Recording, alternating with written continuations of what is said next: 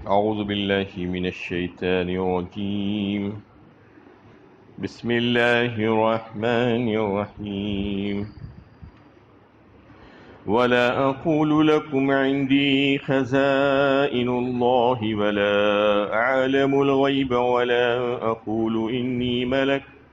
ولا أقول للذين تزدري أعينكم لن يؤتيهم الله خيرا الله أعلم بما في أنفسهم إني إذا لمن الظالمين. میں تم سے یہ نہیں کہتا کہ میرے پاس اللہ کے خزانے ہیں، اور نہ ہی میں غیب کا علم رکھتا ہوں، اور نہ یہ کہتا ہوں کہ میں فرشتہ ہوں، اور نہ میں یہ کہہ سکتا ہوں کہ جو لوگ تمہاری نظروں میں حقیر ہیں ان کو اللہ خیر سے نہیں نوازے گا، ان کے دلوں کا حال اللہ ہی بہتر جانتا ہے. اگر میں ایسی بات کہوں تو ظالم ہوں گا. یہ سورہ ہود کی 31 نمبر کی آیت ہے. حضرت نوح علیہ السلام اور ان کی قوم کے واقعات کا تذکرہ چل رہا ہے. اس آیت پر بھی اس سے پہلے درس میں گفتگو چل رہی تھی کہ جیسا کہ قوم نوح علیہ السلام سے بھی یہ مطالبہ کر رہی تھی کہ آپ کے پاس بھی خزانے ہونے چاہیے اللہ کے پاس، اور عالم الغیب ہونا چاہیے آپ، یا فرشتے ہونا چاہیے تو ہم مانیں گے. اس قسم کے مطالبات شروع سے لوگوں نے کیا اپنے اپنے پیغمبروں سے. وہ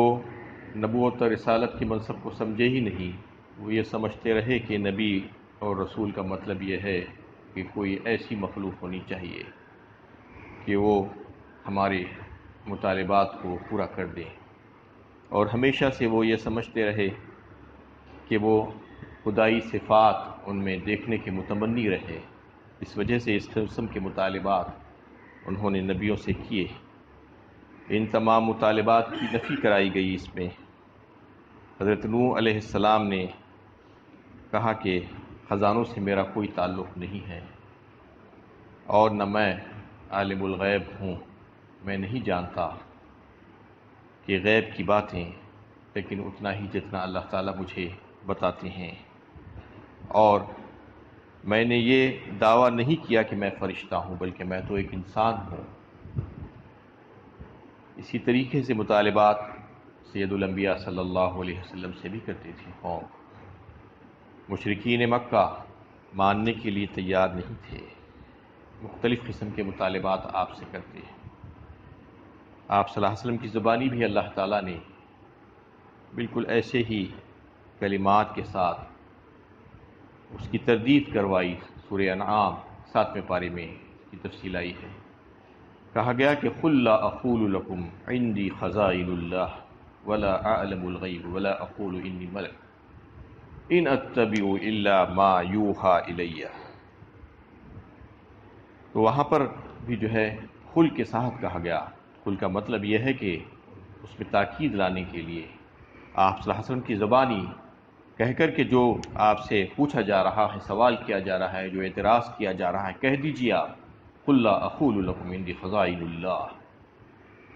یہ میں نہیں کہتا کہ میرے پاس اللہ کے خزانے ہیں، یعنی میں نے کبھی بھی یہ دعویٰ نہیں کیا ہے. آپ صلی اللہ علیہ وسلم کی زبانی کہلوایا جا رہا ہے عندی خزائن اللہ ولا اعلم الغیب، اور نہ میں یہ کہتا ہوں کہ میں عالم الغیب ہوں. ولا اقول لکم انی ملک، اور نہ ہی میرا یہ دعویٰ ہے کہ میں فرشتہ ہوں، بلکہ میں تو انسان ہوں. یہ اقرار کرایا گیا آپ صلی اللہ علیہ وسلم کی زبانی قل انما انا بشر مثلکم کہہ کر. تو یہ ساری جو مطالبات تھے اس کی تردید آپ صلی اللہ علیہ وسلم کی زبانی سے بھی کرائی گئی، اور کہہ دیا گیا کہ یہ میرے دعوے نہیں ہیں، بلکہ میرا دعویٰ تو یہ ہے کہ ان اتبع الا ما یوحى الی، میں تو اس وحی کی اتباع کرتا ہوں جو میری طرف کی جاتی ہے، یعنی اللہ تعالیٰ کی جانب سے میری طرف جو پیغام بھیجا جاتا ہے میں بس اسی کی اتباع کرتا ہوں. اس کے علاوہ اور کچھ نہیں جانتا. مجھے نہیں معلوم کہ غیب میں کیا ہے، بس اتنا ہی جتنا اللہ تعالیٰ مجھے بتاتے ہیں. قُل لَا أَمْلِكُ لِنَفْسِي نَفْعًا وَلَا ضَرًّا إِلَّا مَا شَاءَ اللَّهُ وَلَوْ كُنْتُ أَعْلَمُ الْغَيْبَ لَأَسْتَكْثَرْتُ مِنَ الْخَيْرِ وَمَا مَسَّنِيَ السُّوءُ۔ سورہ اعراف 9ویں پارے میں اللہ تعالیٰ نے کچھ اسی انداز سے کہلوایا آپ صلی اللہ علیہ وسلم سے کہ کہہ دیجئے آپ کہ میں مالک نہیں ہوں، میں مختار نہیں ہوں، قُل لَا أَمْلِكُ لِنَفْسِي، میری ذات کے لیے بھی تو دوسروں کے لیے کیا، خود اپنی ذات کے لیے بھی میں مالک نہیں ہوں۔ قُل لَا أَمْلِكُ لِنَفْسِي نَفْعًا وَلَا ضَرًّا، کہ میں اپنے آپ کو کچھ فائدہ پہنچا سکوں یا نقصان سے بچا سکوں۔ وَلَوْ كُنْتُ عَالِمُ الْغَيْبِ، اور اگر میں ہوتا عالم الغیب، اور اگر مجھے علم الغیب کے بارے میں ساری باتیں معلوم ہوتی، لَاسْتَكْثَرْتُ مِنَ الْخَيْرِ، تو میں بہت سا خیر اور بھلائیاں اپنے خود کے لیے جمع کر لیتا اور نقصانات سے اپنے آپ کو بچا لیتا، لیکن ایسا نہیں ہوا۔ آپ صلی اللہ علیہ وسلم کے ساتھ بھی حادثات پیش آئے، آپ صلی اللہ علیہ وسلم کو بھی تکلیفیں پہنچائی گئی، نقصانات پہنچائے گئے، آپ صلی اللہ علیہ وسلم نے بھی جہاد کیا، دشمنوں سے مقابلہ کیا، آپ زخمی کیے گئے۔ یہ سب چیزیں اس بات کی نشاندہی کرتی ہے کہ آپ صلی اللہ علیہ وسلم کو غیب کا علم نہیں تھا، ورنہ اگر غیب کا علم ہوتا تو آپ خود فرماتے ہیں کہ میں اپنے آپ کو نقصانات سے بچا لیتا تھا اور اپنے لیے سارے بھلائیوں کو، اپنی خیر کو اپنے لیے جمع کر لیتا، لیکن ایسا نہیں ہے۔ تو یہ ساری آیتوں میں یعنی واضح طور پر اللہ تعالیٰ نے اعلان فرما دیا انبیاء کرام کی زبانی، سید الانبیاء کی زبانی، یہ کہلا دیا کہ یہ جو تمہارے مطالبات ہیں یہ ہم سے پورے نہیں کیے جا سکتے، یہ اللہ تعالیٰ کا کام ہے، یہ اللہ تعالیٰ کی خصوصی صفتیں ہیں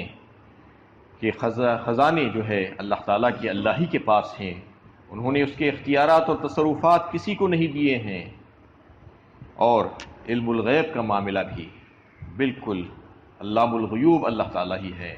سارے نبیوں کو جمع کر کے اللہ تعالیٰ پوچھیں گے، جیسا کہ میں نے آپ کے سامنے کل آیت پیش کی تھی سورہ مائدہ کی، یوم یجمع اللہ الرسول فیقول ماذا اجبتم قالوا لا علم لنا انک انت علام الغیوب، کہ کیا جواب دیا تمہاری قوموں نے تم کو، تو سب کے سب مل کر کہیں گے کہ ہمیں نہیں معلوم، لا علم لنا انک انت علام الغیوب، بے شک آپ ہی غیب داں ہیں، غیب کے جاننے والے ہیں، ہمیں نہیں معلوم لوگوں کے دلوں میں کیا تھا اور ہمارے جانے کے بعد لوگ کیا کیا کام کیے، ہمیں پتہ نہیں، آپ ہی کو پتہ ہے۔ یہ جواب دیا جائے گا۔ یہ بتانے کے لیے اللہ تعالیٰ اس قسم کی آیتیں عقیدے کو مضبوط کرنے کے لیے لوگوں کو، کہ نبیوں کے جو معجزات جو لوگوں کے سامنے آتے تھے اس کی وجہ سے کہیں یہ نہ سمجھے کہ خدائی درجے پر لے جا کر پہنچا دیں، لیکن اس کے باوجود لوگ آج ایسا ہی کرنے کی کوشش کرتے ہیں، کیونکہ انہوں نے کلام اللہ کو پڑھا نہیں، انہوں نے جانا ہی نہیں اللہ تعالیٰ نے کیا پیغام بھیجا ہے ہمارے لیے، کیسے کیسے عقیدے کی باتیں اور دیگر باتیں اللہ تعالیٰ نے اس میں بیان فرمائی ہے۔ اگر وہ پڑھتے ہوتے اور جانتے ہوتے تو انہیں پتہ چلتا۔ جہالت میں، لا علمی میں کہتے جاتے ہیں کہ سب عالم الغیب ہیں، رسول عالم الغیب ہوتے ہیں، غیب کا انباء الغیب اور عالم الغیب میں فرق ہے، خبریں جو اللہ تعالیٰ دیتے ہیں غیب کی وہ انباء الغیب ہیں، وہ پہنچاتے ہیں اللہ تعالیٰ اپنے نبیوں کو بھی اور دیگر لوگوں کو بھی کچھ الگ انداز میں، بذریعہ وہی اپنے انبیاء کو اللہ تعالیٰ غیب کی خبریں پہنچاتے ہیں، اتنی خبریں جتنی شریعت کے علم کے لیے ضروری ہے اور لوگوں کو علم سکھانے کے لیے اور ہدایت کے لیے ضروری ہوتا ہے، وہ ساری چیزیں اپنے انبیاء کرام کو اللہ تعالیٰ بتاتے ہیں بذریعہ وحی۔ تو اس میں فرق کرنے کی ضرورت ہے، یہ عقیدے کو درست کرنا ہے، عقیدے کا فساد اور بگاڑ جو ہے انسان کو تباہ و برباد کر دیتا ہے۔ عقیدہ جو ہے اگر اچھا ہوگا اور مضبوط ہوگا، بنیادیں اچھی ہوں گی تو اس پر جو تعمیر کی جائے گی وہ تعمیر اچھی ہوگی، جو عمل کیا جائے گا اس کے بعد وہ اچھا اور بہترین ہوگا، اللہ تعالیٰ کے ہاں قابل قبول ہوگا۔ ورنہ عقیدے میں بگاڑ رکھتے ہوئے اگر کوئی کام کرنے کی کوشش کرے گا تو اس کا کام رائے گا چلے جائے گا، بیکار ہو جائے گا۔ نوح علیہ السلام نے قوم سے کہا کہ میں نے کب کہا کہ میں بشریت سے بالاتر ہوں، میں نے کب یہ دعویٰ کیا ہے، اور میں جس بات کا دعوے دار ہوں تو صرف یہ ہے کہ اللہ نے اپنا پیغام پہنچانے کے لیے مجھے رسول مقرر کیا ہے۔ یہی باتیں سارے انبیاء کرام نے اپنی اپنی قوموں سے کہی کہ میں تو اللہ تعالیٰ کی طرف سے منتخبہ پیغمبر ہوں تمہارے لیے، اللہ تعالیٰ نے مجھے تمہاری ہدایت کے لیے بھیجا ہے، اور یقیناً یہ ایک امتیازی چیز ہے۔ رہے میرے ساتھی اہل ایمان تو ان کے دلوں کا حال اللہ ہی بہتر جانتا ہے۔ اگر وہ واقعی مومن ہے تو اللہ انہیں ضرور خیر سے نوازے گا۔ میں کیسے کہہ سکتا ہوں وہ اللہ کی نظر میں سعادت کے مستحق نہیں ٹھہریں گے، اور اگر وہ سعادت کے مستحق ٹھہرتے ہیں تو اس سے بڑھ کر فضیلت کی بات اور کیا ہو سکتی ہے کہ تم دولت دنیا کو معیار اور فضیلت بناتے ہو، حالانکہ اصل معیار اور فضیلت تو دولت ایمان ہے۔ جیسا کہ قوم یہ دیکھتی رہی کہ معاشرے کے کمزور قسم کے جو لوگ غربا اور فقراء ہیں وہ ایمان لاتے ہیں نبیوں کے ہاتھوں پر، تو جا کر یہ کہتے جاتے تھے کہ ہم ان کے ساتھ نہیں بیٹھیں گے، یہ رذیل اور کمینے اور ذلیل قسم کے لوگ ہیں، یہ کمتر لوگ ہیں، ہم ان کے ساتھ اگر بیٹھے تو ہماری عزت خراب ہو جائے گی، یہ کہتے تھے، اور ان کو اپنے پاس سے نکالو، یہ مطالبہ مسلسل کیا جاتا تھا۔ تو اس میں نوح علیہ السلام نے جواب دیا کہ ان کو میں اپنے پاس سے نہیں نکال سکتا، اگر میں ان کو اپنے پاس سے نکالوں گا تو میں اللہ تعالیٰ کے عذاب سے مجھے کون بچائے گا؟ میں ان کے بارے میں نہیں جانتا، تم جیسا کہہ رہے ہو کہ ان کو اللہ تعالیٰ کوئی خیر نہیں دیں گے، تو پتہ نہیں، مجھے نہیں معلوم کہ ان کو خیر دیں گے یا نہیں دیں گے، لیکن دولت ایمان ان کے پاس ہے، اس کی وجہ سے اگر ان کو فضیلت ملے گی تو یقیناً ملنا چاہیے۔ لیکن تم لوگ دنیا کی دولت کو سب کچھ سمجھ بیٹھے ہو اور یہ سمجھ رہے ہو کہ اس کی وجہ سے تم ان سے بالاتر ہو، یہ نہیں ہو سکتا۔ نوح علیہ السلام کی اس ارشاد سے دلوں کا حال کہ اللہ ہی بہتر جانتا ہے، یہ بات اچھی طرح واضح ہو جاتی ہے کہ لوگوں کے دلوں کا حال ایک نبی کو بھی نہیں معلوم،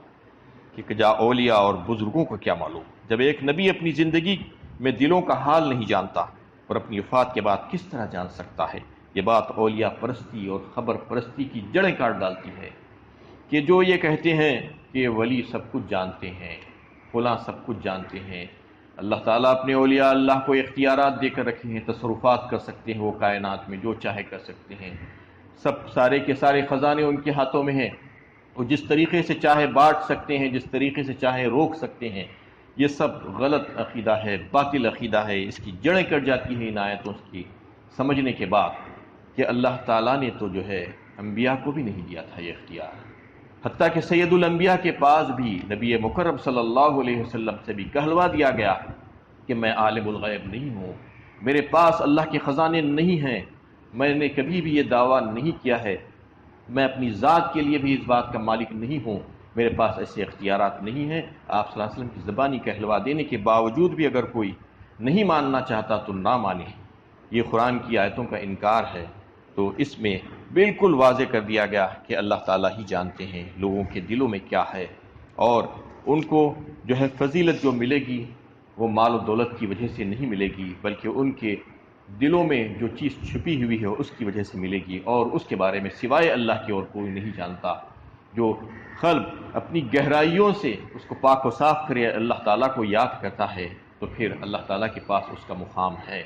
اور جو گندگیوں کے ساتھ رہنا چاہتا ہے اور اپنے آپ کو بڑا سمجھتا ہے تو اس کی کوئی فضیلت نہیں ہے، اس میں واضح کر دی گئی انی اذا من الظالمین۔ اور ایسی بات اگر میں کہوں گا تو میں ظالم ہوں گا، کہ جو لوگ اللہ تعالیٰ کو پہچانتے ہیں اور اللہ تعالیٰ کو کی معرفت حاصل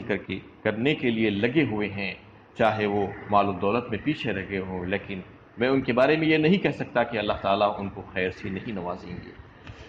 قالوا یا نوح قد جادلتنا فأکثرت جدالنا فأتنا بما تعدنا ان كنت من الصادقین۔ انہوں نے کہا کہ اے نوح، تم نے ہم سے بحث کی اور بہت بحث کر لی، اب وہ چیز ہم پر لے آؤ جس سے ہمیں ڈراتے ہو اگر تم سچے ہو۔ یہی جو ہے گمراہی کی باتیں سب قوموں نے کی اپنے اپنے نبیوں کے ساتھ، نبیوں کی تکذیب کرتے رہے۔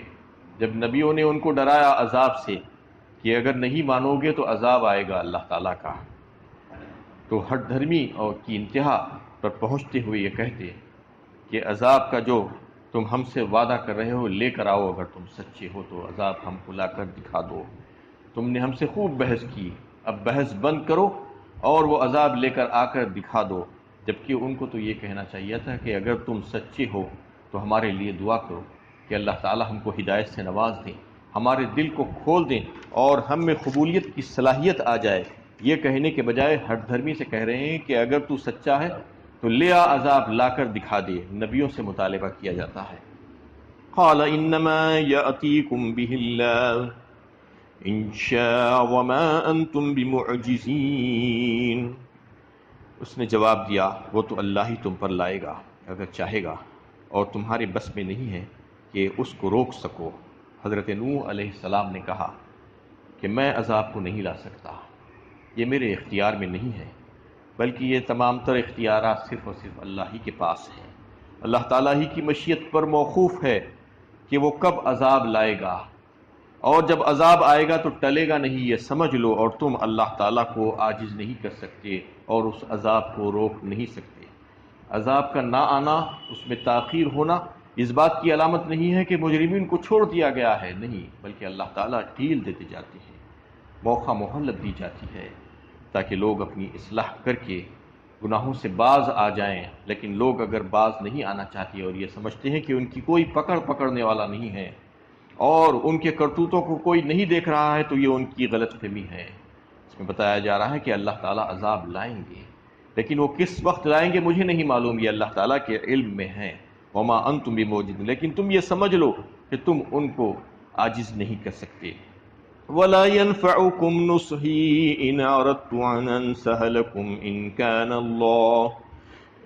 كان الله يريد أن يغويكم هو ربكم وإليه ترجعون، اور میری نصیحت تمہارے کچھ سود مند نہیں ہو سکتی اگر میں نصیحت کرنا چاہوں، جبکہ اللہ تم کو گمراہ کرنا چاہتا ہو، وہی تمہارا رب ہے اور اسی کی طرف تم کو پلٹنا ہے۔ یعنی اللہ تعالیٰ کی قانون ضلالت کے مطابق اگر تم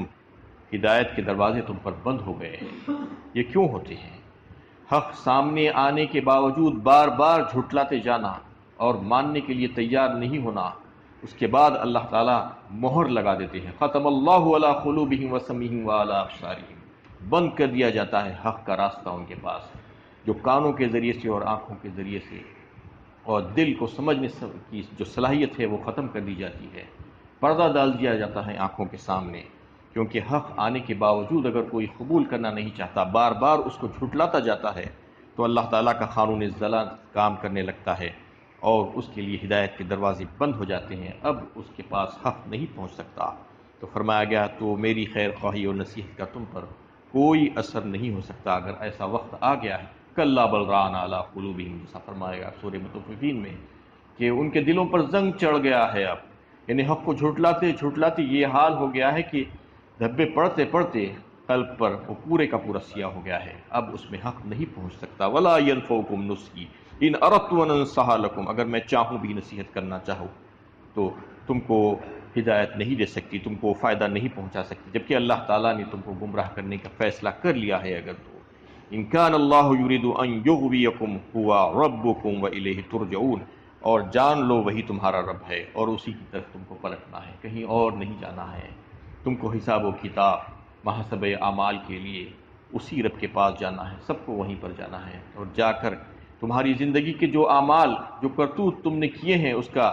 جواب تم کو دینا ہوگا اپنے رب کے پاس، یہ سمجھ کر جو ہے اپنے کام کرتے رہو۔ اللہ تعالیٰ سے دعا ہے کہ اللہ تعالیٰ ہمیں صحیح علم و عمل کی توفیق عطا فرمائے۔